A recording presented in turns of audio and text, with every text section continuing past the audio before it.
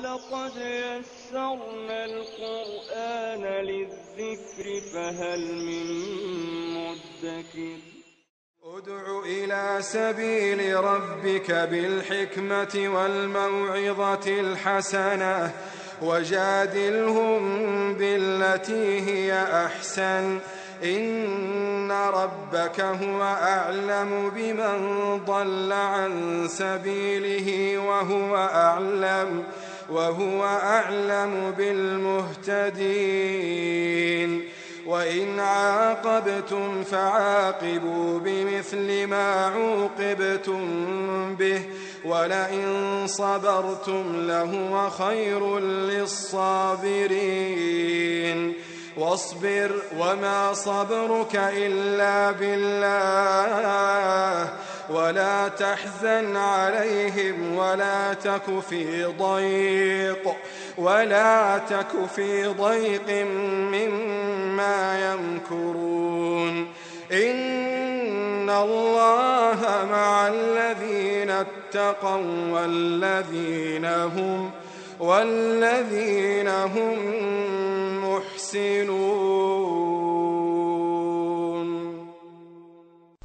نحمده ونصلي على رسوله الكريم أما بعد فأعوذ بالله من الشيطان الرجيم رب اشرح لي صدري ويسر لي أمري واحلل عقدة من لساني يفقهوا قولي رب يسر ولا تعسر وتمم بالخير اللهم صل على محمد وعلى آل محمد كما صليت على إبراهيم وعلى آل إبراهيم إنك حميد مجيد اللهم بارك على محمد وعلى آل محمد كما باركت على إبراهيم وعلى آل إبراهيم إنك حميد مجيد.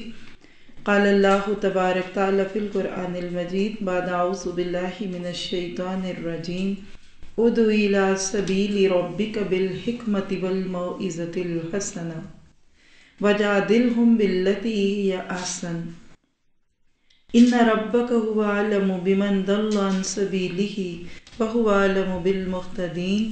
سبحان ربك رب العزة عما يصفون وسلام على المرسلين والحمد لله رب العالمین.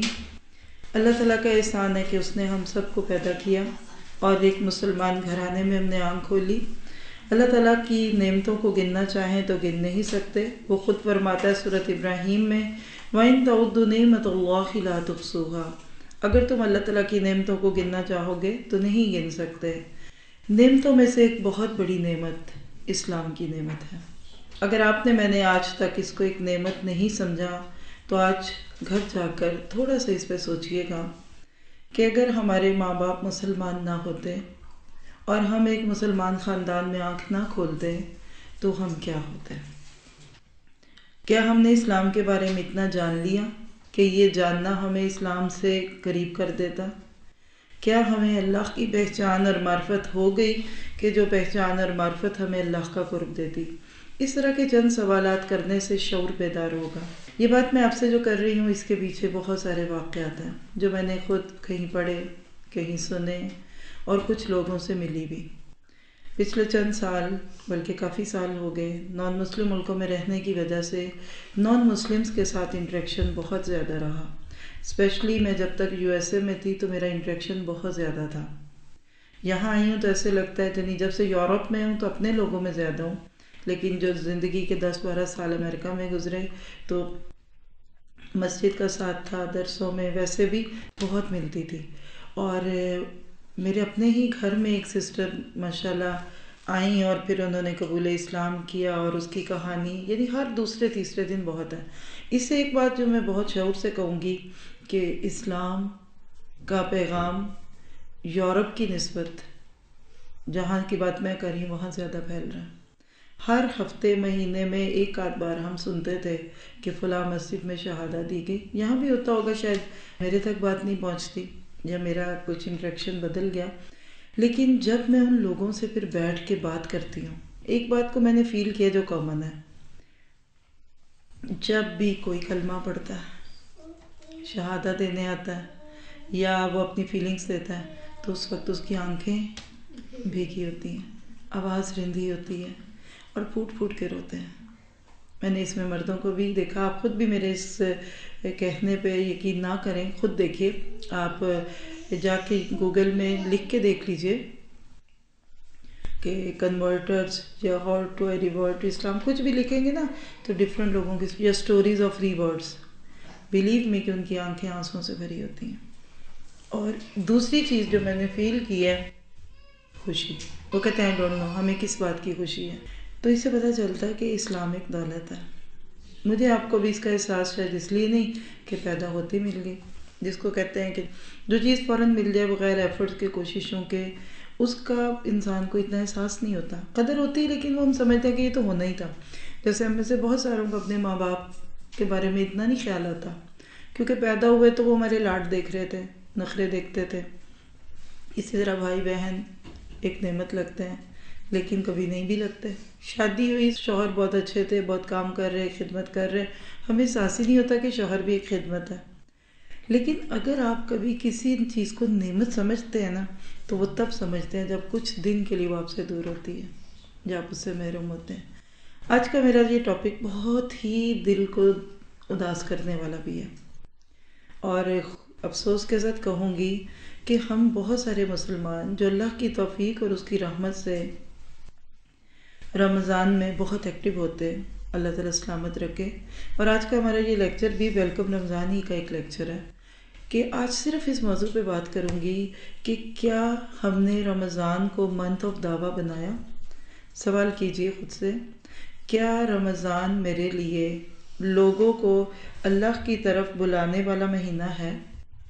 کیا میں رمضان کو اس نیت سے گزارتی ہوں کہ میں لوگوں کو اللہ سے پکاروں؟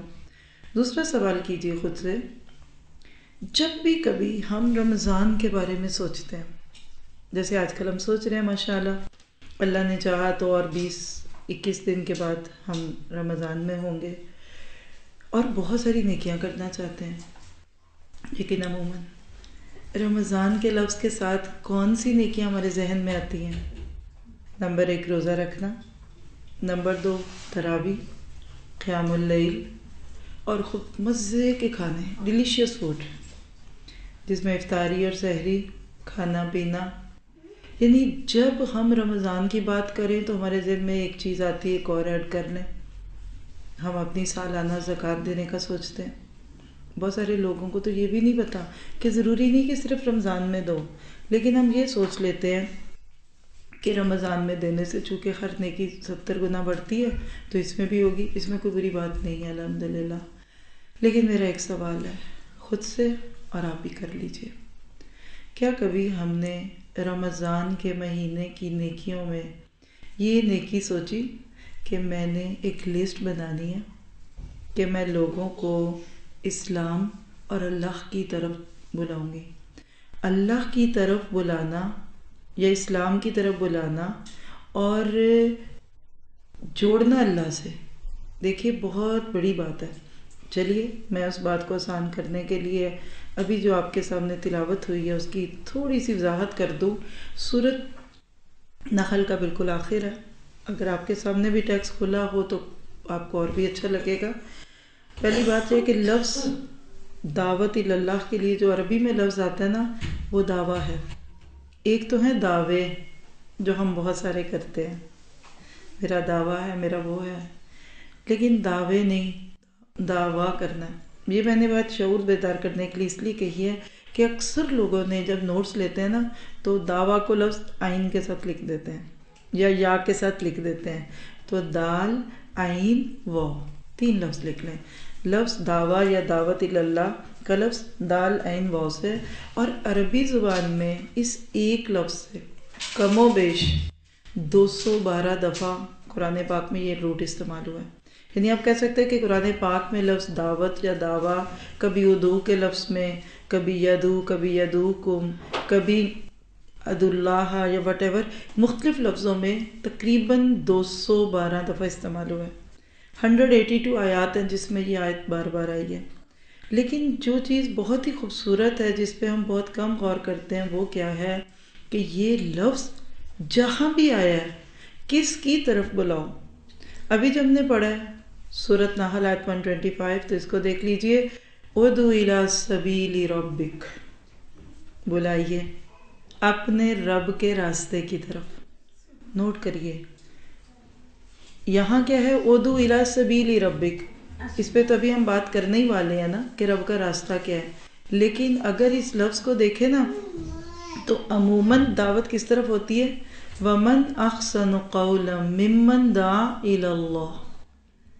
اور اس سے بھی اچھی بات کس کی ہو سکتی ہے، جو لوگوں کو اللہ کی طرف بلائے. یعنی دعوت صرف الی اللہ یا الی سبیل ربک. بس دو دعوتیں ہیں، نہ مسلک کی طرف، نہ جماعت کی طرف، نہ گروہ کی طرف، نہ استاد کی طرف، نہ جماعت کی طرف. دعوت الی اللہ ہے ہی وہ جس میں لوگوں کو اللہ سے جوڑ دیا جائے.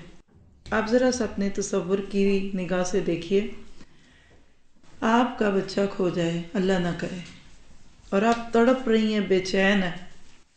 تھوڑی دیر بعد کسی کی کوشش سے آپ کا بچھڑا ہوا بچہ آپ سے ملا دیا جائے. اب وہ بچہ جو ماں سے ملا، مجھے بتا سکتے ہیں ماں کو کیا خوشی ہوگی؟ جب ایک کھویا ہوا بچہ ماں سے ملتا ہے نا تو جو خوشی ہوتی ہے نا، اس سے زیادہ خوشی ایک انسان کو ماں سے زیادہ پیار کرنے والی ذات سے جڑنے میں خوشی ہوتی ہے. آپ اس انسان کی دعاؤں میں سے کبھی نکل ہی نہیں سکتے جس کی کوشش سے آپ کبھی بچپن میں اپنی ماں سے ملے. ایک ماں یاد آ جاتی ہیں، بچہ چھوٹا تھا، پھر سمندر پہ گئے کھیلنے کودنے، بچہ لہروں کی نظر ہو گیا، لیکن کسی نے عین وقت پہ کوشش کر کے اس ڈوبتے بچے کو بچایا.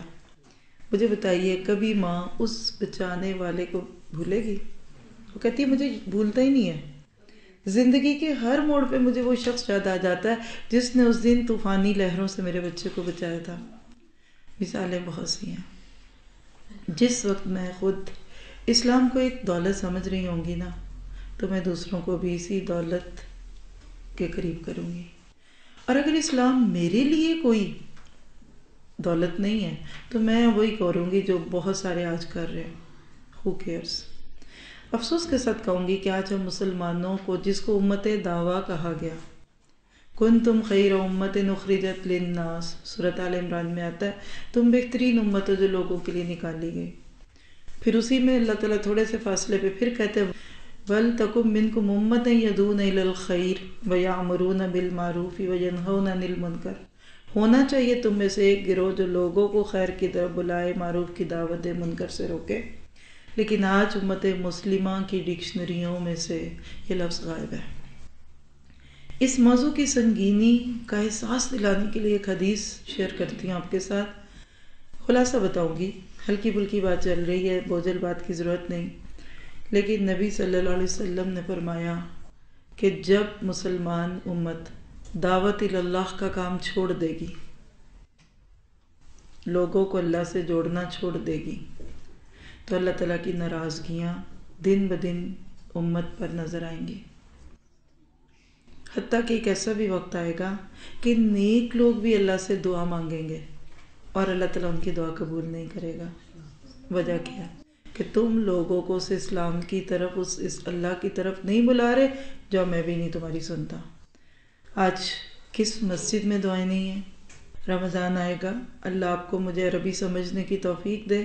امام کعبہ کی زبان سے اگر عربی کی پڑھی ہوئی روز کی دعائیں پڑھے نا، تو اس میں ایک دعا ضرور ہے کہ اللہ امت مسلمہ پہ رحم کر دے، اللہ امت مسلمہ کے شباب یعنی جوانوں کی اصلاح کر دے. کیا یہ دعائیں قبول ہوتی ہوئی دکھ رہی ہیں؟ تو یاد رکھیے گا، ماں کو غصہ کسی ایک ہی بچے پہ آیا ہوتا ہے، لیکن چونکہ غصہ آ گیا تو ہو سکتا ہے ڈانٹ دوسروں کو بھی پڑ جائے. ضرورت ہے اس بات کی کہ میں اور آپ پہلے اس بات کو سمجھیں. ایک اور چیز جس سے آپ کو شاید اس کا میں زیادہ احساس دلا سکوں وہ کیا ہے، یہ بھی میں نے اپنے پچھلے امریکہ کے 10-12 سالوں میں اتنی کثرت سے دیکھی. میں سوچتی ہوں کہ وہاں اگر میں نہ رہتی تو میں آج اس شخصیت سے بہت ڈیفرنٹ ہوتی جو آج اللہ نے مجھے اس دعوت کے رنگ میں دی ہے. اور وہ کیا چیز تھی؟ ادھر کوئی شخص آتا تھا ہماری مسجد میں آپ کو ایک پریکٹیکل واقعہ سنا دیتی ہوں. میری اپنی بھی نئی شادی ہوئی تھی. میرے شوہر نے مجھے بتایا کہ مسجد میں ایک لڑکا بالکل ینگ آیا ہے اور اس کے ساتھ ایک لڑکی ہے، تو آپ چلیں، آپ جا کے لڑکی سے بات کریں. خیر میں لیڈی سائڈ پہ آئی، بلیو می نازک اندام سی ینگ لڑکی تھی، ہوگی 20-22-24 کی، وہ کھڑی تھی، پتہ چلا کہ لڑکا ادھر ہے۔ خیر قصہ مختصر جو بات ہوئی، اس نے مردوں میں دعوت لی، اس سے میں نے تھوڑی انگلش میں بات کی، ہوتے ہوتے ان کا دعوت کا سلسلہ شروع ہو گیا۔ پتہ کیا چلا کہ دونوں کی فرینڈشپ ہے۔ تھوڑے دن انہوں نے سبق لیے، جس طریقے سے بھی ان کی مدد کی جا سکی الحمدللہ ہوئی۔ اس کے بعد وہ دن آ گیا، دونوں نے اسی مسجد میں شہادہ لی۔ کیا وہ منظر تھا، میری آنکھوں کے سامنے ایسے لگ رہا ہے میں اپنی آنکھوں سے دیکھ رہی ہوں۔ پھر وہ خوب روئے، پھر وہ خوب روئے، اور اس کے بعد پھر کیا ہوا ہوگا آپ کو پتہ؟ پھر ہم نے ہی ان دونوں کا نکاح پڑھوایا، کیونکہ وہ رہتے تو پہلے بھی ساتھ تھے۔ اب کیا ہوا، ہمیں ان کی طرف سے خبر آنے لگ گئی کہ اب وہ ادھر ہیں، وہ ہیں، آتے رہے مسجد میں، ہمارے عربی کلاسز بھی ہوتی تھی، ڈفرینٹ طرح سے وہ سیکھنے لگ گئے۔ جو بہت اہم بات دیکھنے میں آئی کہ جو ریورڈ ہوتا تھا نا، وہ اس کے فوراً بس سیکھنا شروع ہو جاتا تھا۔ اس کے بعد کیا ہوا کہ وہ دونوں سیکھ بھی رہے تھے، مسجد میں آتے تھے، دونوں اسپینش تھے۔ اتفاق سے اس کے بعد فوراً ہی ہمارا ایجپٹ یعنی مصر جانے کا پروگرام بنا، میرا اور میرے ہسبینڈ کا۔ شروع سے شوق تھا ان کو، بہرحال ہم اسٹڈیز کی نیت سے وہاں گئے۔ اتفاق دیکھیے کہ جب ہم وہاں گئے، ہم الیگزینڈرا میں گئے، اسکندریہ بولتے ہیں اس کو، میسج سے پتہ چلا کہ وہ کپل بھی وہ قاہرہ میں آیا ہوا ہے۔ وہ دونوں ادھر پڑھ رہے تھے، ہم دونوں کسی اور شہر میں تھے۔ پھر ہم وہاں ملے ایک دوسرے کو، ہم ان کے پاس گئے اپارٹمنٹ میں، چھوٹا سا کمرہ اور اس میں تھا۔ پھر اللہ نے وہاں ان کو ایک بیبی بھی دیا۔ 2, 2.5, 3 سال اس طرح گزرے۔ جو ایک دن مجھے کیا پتہ چلا، بہت ہی ایکسائٹیڈ میرے ہسبینڈ، تو میں کہتے تمہیں پتہ کیا ہوا ہے؟ میں نے کہا کیا ہوا ہے؟ کہتے ہیں اس لڑکے کا باپ بھی آج مسلمان ہو گیا۔ اور میرے دل میں ایک ہی سوال تھا کہ اب لڑکی کے کب ہوں گے؟ یہ خوشخبریاں بتانے لگی ہوں۔ 3-4 سال میں وہ ہماری اس کمیونٹی کا ایک بڑا معروف کپل بن گیا، اور پھر باپ بھی شامل ہوا۔ امریکہ میں بہت کامن ہے کہ کنونشنز ہوتے ہیں، اسٹالنگ ہوتی ہے، ورک شاپس ہوتی ہیں۔ جس کنونشن میں ہم نے بھی جانا تو وہ لوگ آتے تھے اور وہ اسٹال لگاتے تھے۔ پھر انہوں نے ایک آرگنائزیشن بنائی جس کا نام رکھا اسلام ان اسپینش۔ انہوں نے ایک پوری نان پروفٹ آرگنائزیشن بنائی، اس کے تھرو لوگ تو اپنی چیزیں بیچتے تھے وہاں نا، تو یہ اسٹال لگاتے تھے دعویٰ کا۔ پھر اس پہ کیا ہوا، ایک دن دیکھا تو ایک بوڑھا سا شخص تھا، پتہ چلا کہ وہ ان کا سسر ہے۔ کرتا کیا تھا آپ کو پتہ؟ کیلی گرافی اس کی بڑی خوبصورت تھی۔ یعنی یہ میں اپنی آنکھوں سے آپ کو تصور کی نگاہ سے بتا رہی ہوں تاکہ آپ انجوائے کریں اسٹوری کو۔ پھر جو وہ اسٹال لگاتے تھے، پہلے دعویٰ مٹیریل پڑا ہوتا تھا، آہستہ آہستہ وہاں ڈفرینٹ کیلی گرافی کے نسخے، بہت ہی خوبصورت پینٹنگز ہوتی تھیں۔ پتہ کیا چلا کہ وہ جو سسر تھا اس لڑکی کا، تو وہ بہت ہی اچھا پینٹر تھا، پہلے کوئی تصویریں کرتا ہوگا پینٹ، اب اس نے کیلی گرافی بنانی شروع کر دی۔ پھر وہ بیچتے، اس کے پیسے کرتے کراتے، یقین کریں ان کے 3 بچے تو میں نے اپنے سامنے دیکھے ہیں۔ ہیوسٹن میں ایک اچھی سی جگہ لے کر انہوں نے ایک انسٹیٹیوٹ بنا لیا۔ یہ میری اپنی آنکھوں دیکھی باتیں، 5, 6, 7 سال ہوئے ہوں گے تقریباً کہ انہوں نے ایک پورا اپنا پلیٹ فارم بنا لیا۔ پھر اسی مسجد میں ان کو ہم نے جگہ دی کہ وہ ہفتے میں ایک دن آ کے اسپینش میں آ کے اسلام کی دعویٰ کرتے تھے۔ یہ تڑپ آپ کے میرے میں کیوں نہیں تھی؟ میں جو بات آپ سے شیئر کرنے والی ہوں، جس نے غربت دیکھی ہوتی ہے اس کو پیسے کی قدر ہوتی ہے۔ یہ سچ ہے۔ اس پہ بھی مجھے ایک پھر بات یاد آ گئی ہے، کہیں بات پڑھی کہ دنیا کا ملینیرین شخص کوئی بھی ہوگا، ہمیں اسے کیا لگے، وہ اور اس کی بیٹی ایک ہی ہوٹل میں کھانا کھانے گئے۔ بیٹی نے جب کھانا کھایا تو ویٹر کو ٹپ میں $500 دے دیے۔ تو جو ویٹر تھا کہنے لگا بیٹی نے $500 مجھے دے دیے، تو باپ پتہ نہیں کیا دے گا۔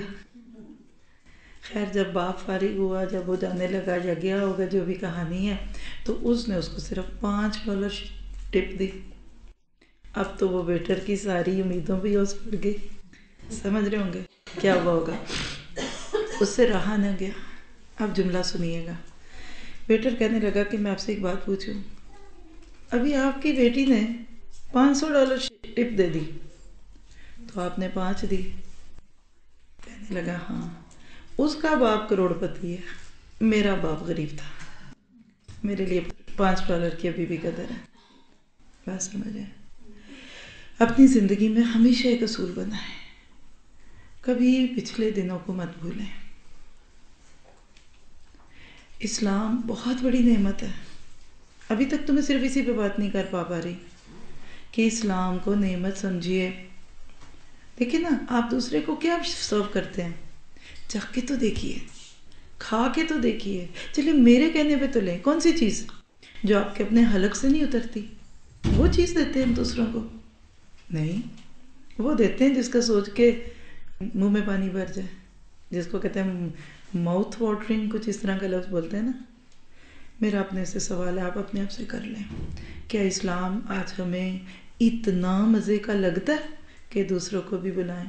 جس کو اللہ تعالیٰ کہتا ہے کہ ادعو الی سبیل ربک، واپس آ جائے آیت پہ، انوائٹ کرو لوگوں کو اللہ کے راستے کی طرف.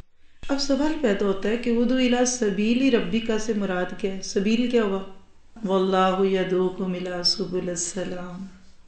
سبل، سبیل، راستہ، جنت کا راستہ. اور جنت کا راستہ کیا ہے؟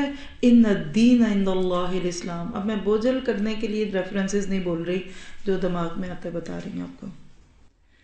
قرآن میں پورے دلائل کے ساتھ ایک بات ثابت کی ہے کہ ان الدین عند اللہ الاسلام. دین اللہ کے بس ایک ہی ہے، کون سا؟ جو قبول ہوگا، وہ اسلام ہے.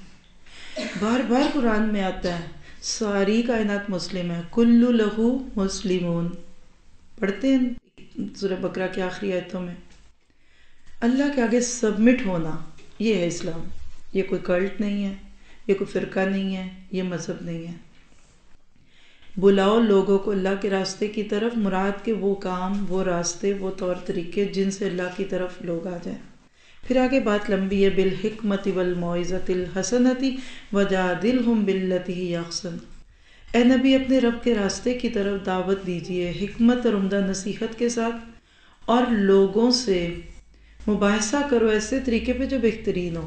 پہلا درجہ کہ حکمت سے دو، وقت، موقع، محل کے ساتھ ہر چیز ہے. میں اس کی تفسیر نہیں کروں گی، دعوت دے دوں گی کہ آپ صرف اس ایک آیت کی تفسیر جا کر سن لیجئے، سبیل الجنہ سے سن لیں، کسی کی بھی سن لیں. بہت سارے ماشاءاللہ ٹیچرز جو پڑھاتے ہیں. قرآن پاک کا بہترین مقام ہے دعوت ٹیکنیکس پہ، اس پہ پورا کورس کروایا ہوا ہے الحمدللہ کہ کیسے کی جائے.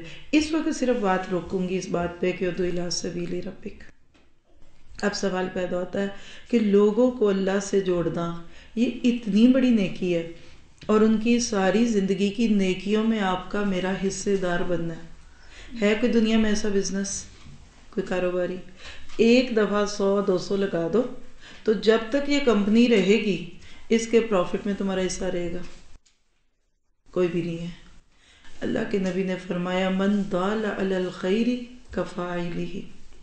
جس نے دلالت کی یا جس نے بلایا، جس نے کسی دوسرے کو خیر کی طرف بلایا، اس کا حصہ اس کام میں ہوگا.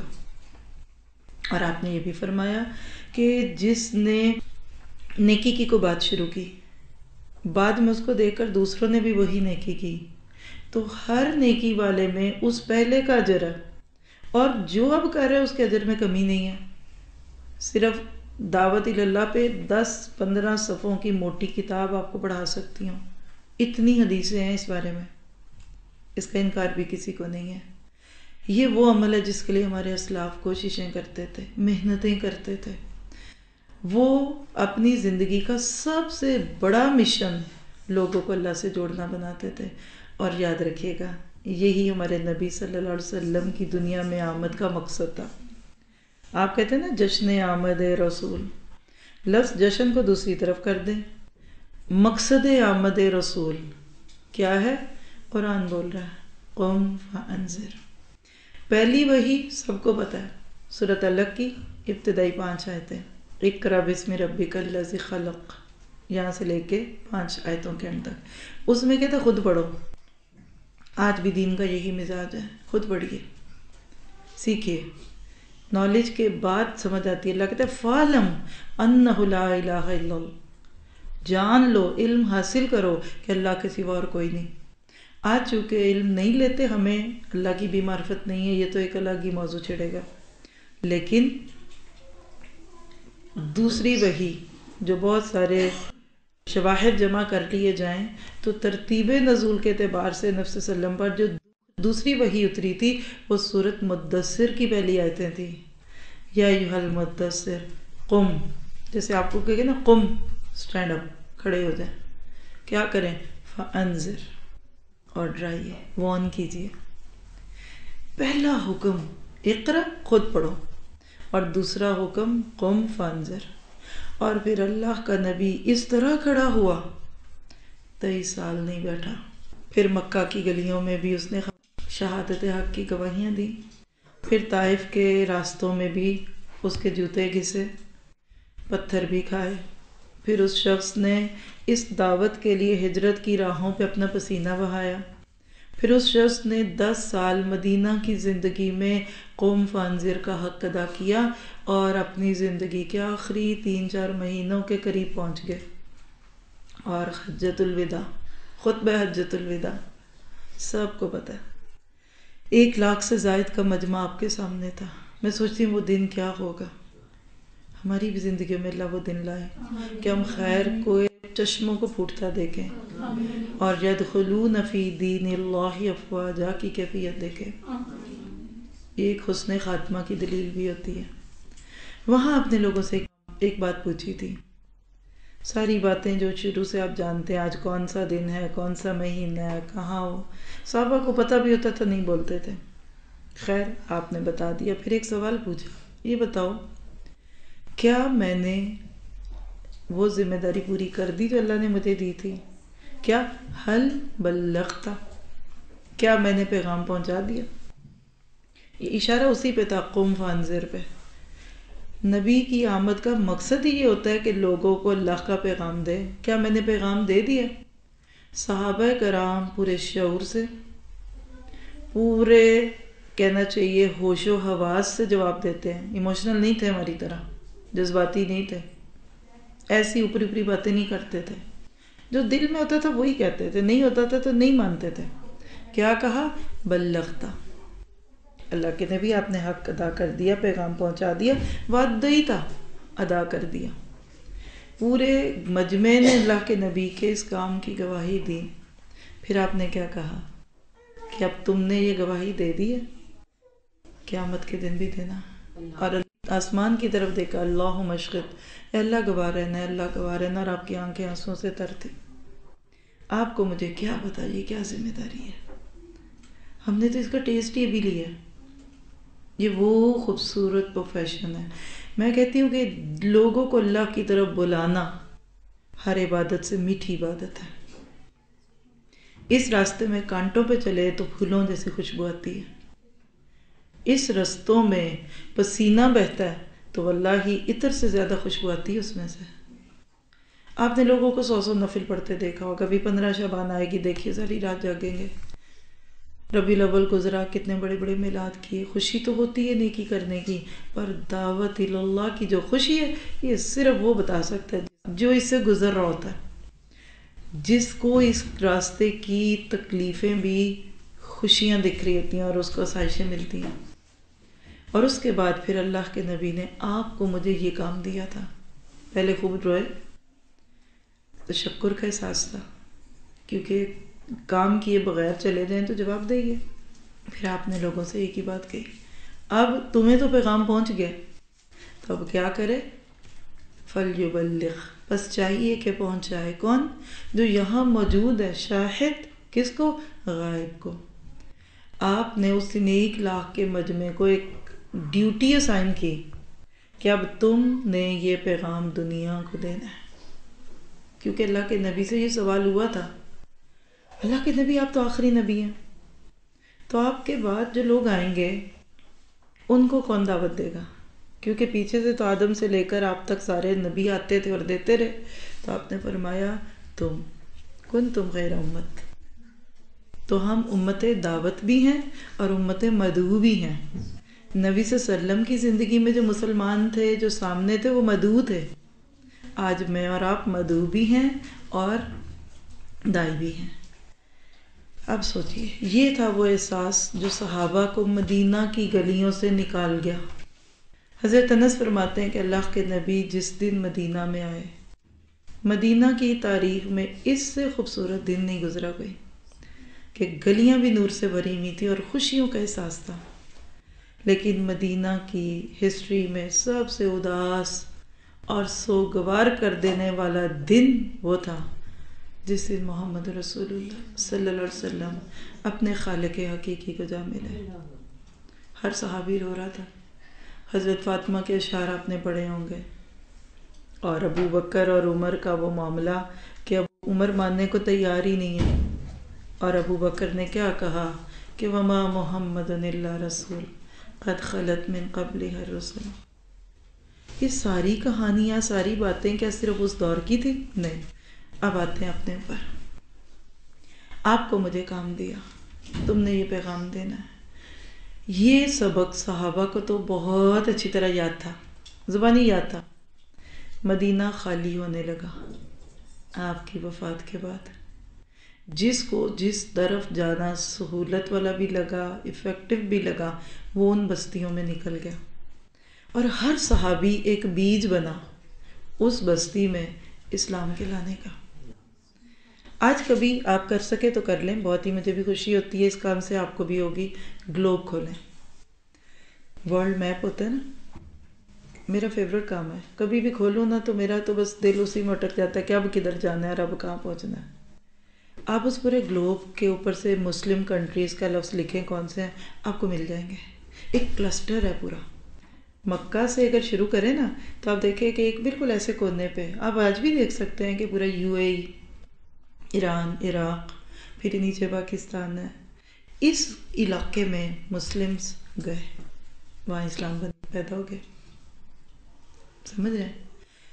ہر مسلم ملک کہہ لیجئے کہ ایک صحابی کا صدقہ جاری ہے۔ بعمل اتنے تھے، جن گلیوں سے گزرتے تھے لوگ ان کے عمل کو دیکھ کر، ان کے اخلاق کو دیکھ کر اشہد ان لا الہ الا اللہ پڑھ لیتے تھے۔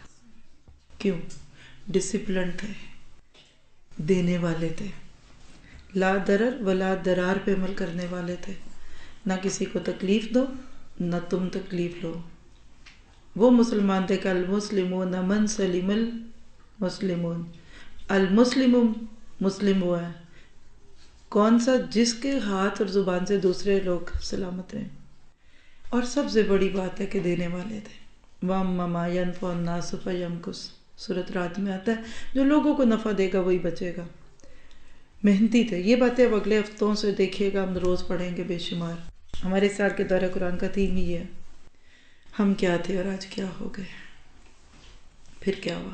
اسلام کی بہار آنے لگی، اور اسلام کی وہ کھیتی جس کا سورۃ محمد کی آخری آیتوں میں تذکرہ ہے، جس کو اللہ نے ایک خوبصورت سی کھیتی سے تشبیہ دی، وہ لہلہانے لگی۔ پھر 1000 سال تک ہم مسلمان دنیا کے نقشے پہ، آج کی زبان میں بولتی بے تاج بادشاہ تھے۔ طب، سائنس، ادب، شاعری، میڈیسن اور بڑی بڑی چیزیں، سب کے موجد یعنی انوینٹرز مسلم تھے۔ سبق جو پڑھ لیا کہ فارغ نہیں رہنا۔ لیکن میں آپ کو سچ بتاؤں، فارغ رہنا خود کو گھن لگانا ہے۔ پھر آتا ہے دماغ میں کیا پکاؤں، کیا کھاؤں، پکوڑے، سموسے، چلو شاپنگ کریں، چلو ونڈو واچنگ، چلو دیکھتے ہیں، چلو فن پلیکس۔ آپ کا وہ بچہ جو آپ کو ستا ہے کیا کھانا ہے، کدھر جانا ہے، گھومنے جانا ہے، بور ہو رہے ہیں، اس کا تو اس کو کام چاہیے۔ مسلمان پریکٹیکل تھے، کام کرتے رہے۔ پوری دنیا پہ اسلام کی بادشاہی تھی۔ انشاءاللہ آنے والے چند دنوں میں ہم آپ کو دکھائیں گے کچھ چیزیں۔ یقین کریں کہ آج ہمارے بچوں نے وہ تابناک ماضی دیکھا ہی نہیں ہے، اسی لیے تو چڑچڑے ہو گئے۔ آج مسلمانوں کے چہروں پہ اسمائل ہی نہیں ہے۔ اسمائل تو تب آتا ہے جب کام کر کے بیٹھے ہیں، الحمدللہ ہیپی۔ اور میرے ذہن میں ایک سوال آتا ہے بہت، اللہ کے نبی کی ایک حدیث ہے کہ اللہ اس کتاب پہ عمل کرنے والوں کو دنیا میں بھی عزت دیتا ہے اور آخرت میں۔ ان اللہ یرفع بہذا الکتاب ویضع بہ آخرین۔ اللہ اس کتاب کے ذریعے عزت دیتا ہے اور اسی کے ذریعے ذلیل کرتا ہے۔ جب تک مسلمان قرآن پہ عمل کرتا ہے بڑا باعزت ہوتا ہے، جب قرآن پہ عمل چھوڑتا ہے بے عزت ہوتا ہے۔ اس پہ ایک سوال ذہن میں اٹھا کہ اچھا ہم تو کہتے ہیں کہ قرآن سے دوری کی وجہ سے آج ذلیل ہے، تو سوال ہے کہ پھر ویسٹرن کنٹریز کیوں باعزت ہے؟ وہ تو قرآن کو مانتے بھی نہیں۔ تو اس پہ ایک جملہ لکھ لیں جو آپ کو آنے والے دنوں میں سمجھ آ جائے گا، آج نہ بھی آیا تو نان مسلم قرآن کو تو نہیں مان رہے، بٹ ان کا وے آف سوشل لیونگ، یعنی حکومتی سطح پہ کہہ لیں، اس کا جو ڈھانچہ ہے نا وہ اسلام کے مطابق ہے۔ ایک سوشل ویلفیئر کا جو تصور ہے یہ انہوں نے قرآن سے لیا، اس لیے ان کی عزت ہے۔ برٹش تو مانتے ہیں کہ اس وقت جو پورا برٹش میں گورنمنٹ کے انڈر پوری سوشل ہیلپ اور جو کچھ بھی آپ جانتے ہیں کہ لوگوں کی ہیلپ کرنی، غریبوں محتاجوں کی، وہ کہتے ہیں ہم نے حضرت عمر سے لیا، ہم نے چھوڑا تو انہوں نے لے لیا۔ لیکن افسوس کی بات ہے کہ وہ دنیا کو فائدے تو دے رہے ہیں لیکن خود اسلام سے نہیں جڑے۔ تو مجھے امید ہے کہ کافی حد تک شرح صدر ہو گیا ہوگا کہ یہ کام چھوٹا نہیں ہے، یہ اتنا بڑا کام ہے۔ آپ کو بھی اس بات کا اندازہ ہو ہی نہیں سکتا کہ اس کام کے لیے زندگیاں لگانے والوں کو کیا ملتا ہے۔ تو اس سال کا رمضان اس کا ایک گول بناتے ہیں، کیا کہ ہم نے ادعو الی سبیل ربک کرنا ہے۔ وَلَقَدْ يَسَّرْنَا الْقُرْآنَ لِلذِّكْرِ فَهَلْ مِن مُّدَّكِرٍ